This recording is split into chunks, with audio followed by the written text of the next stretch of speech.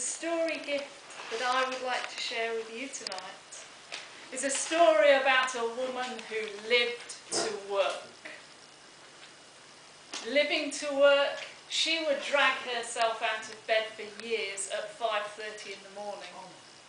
She'd get the first train into London, she'd be first into her office, and then she would check that her high-heeled shoes were perfectly polished.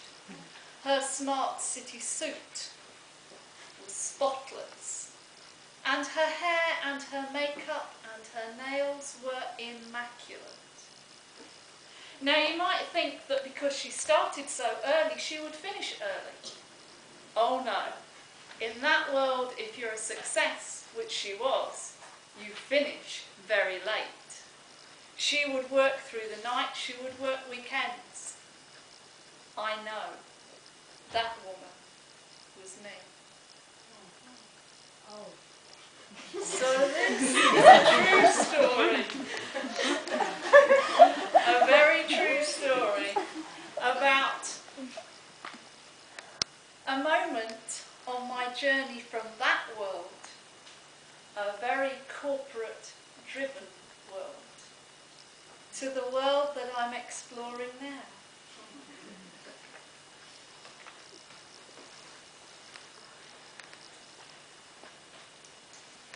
Once upon a time, not so very long ago and not so very far away, I lived in a small village. From my village there were 7 walks, and in those days I could tell you the exact distance of those walks. 3.7 miles, not 3.75 or 3.65, and exactly how long each of them would take.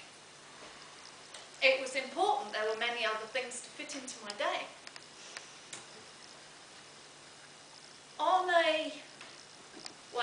On Sunday the 17th of August 2007, I decided to walk, a walk that I did many times, to the neighbouring village of Goadby. So in those days my walk was something like this. I knew my destination.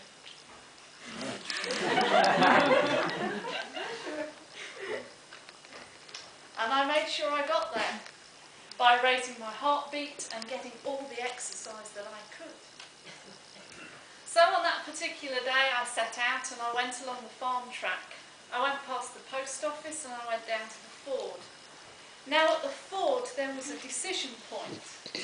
I could continue along the farm track or I could go up over the fields. So the way I made my decision was to consider the important things of life.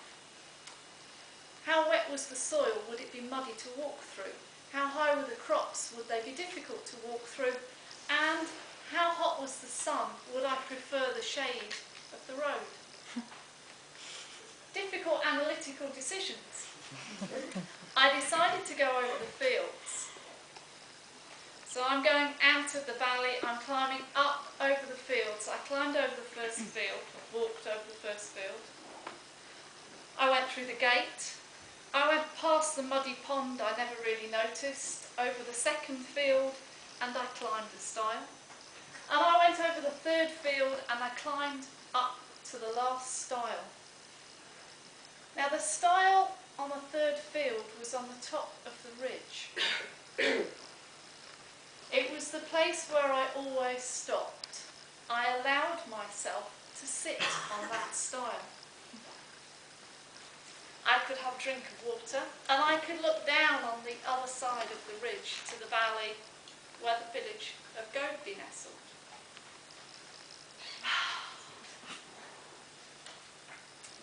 I drank my water. Time was marching on. It was time for me to move again.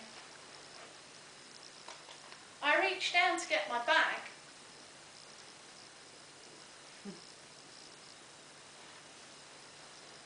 Something stirred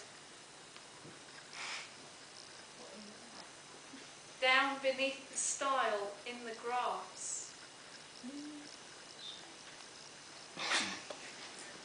It had 2 black beady eyes. They were in a little pointed face with whiskers, 2 little ears, a fur-covered body, 4 paws, and a tail. So it wasn't a snake or a cat.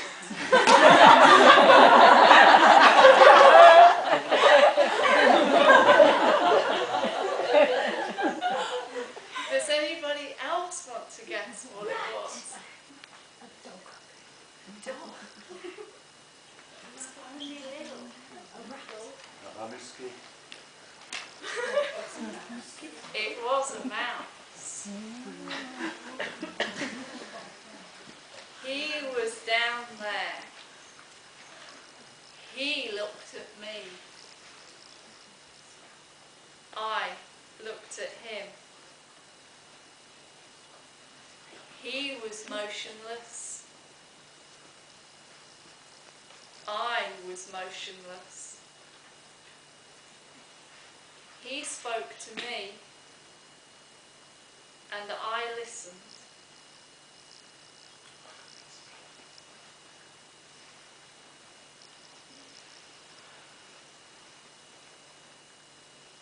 Now, I'm not very good at interpreting mouse into English or Japanese or German. So I can't tell you exactly what the mouse said to me. But what I can do is show you the way that I've walked ever since that day that the mouse spoke to me.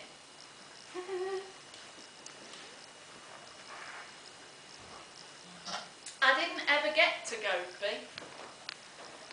I turned back and,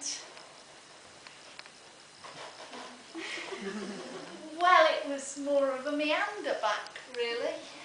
And as I went, or as I've walked ever since, I've gone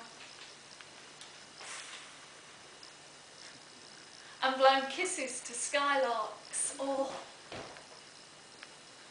seen the dewdrops on a spider's web. And sometimes I smell the sweet, sweet scent of the soft honeysuckle. Because that's the way that I have walked ever since the day the mouse spoke to me.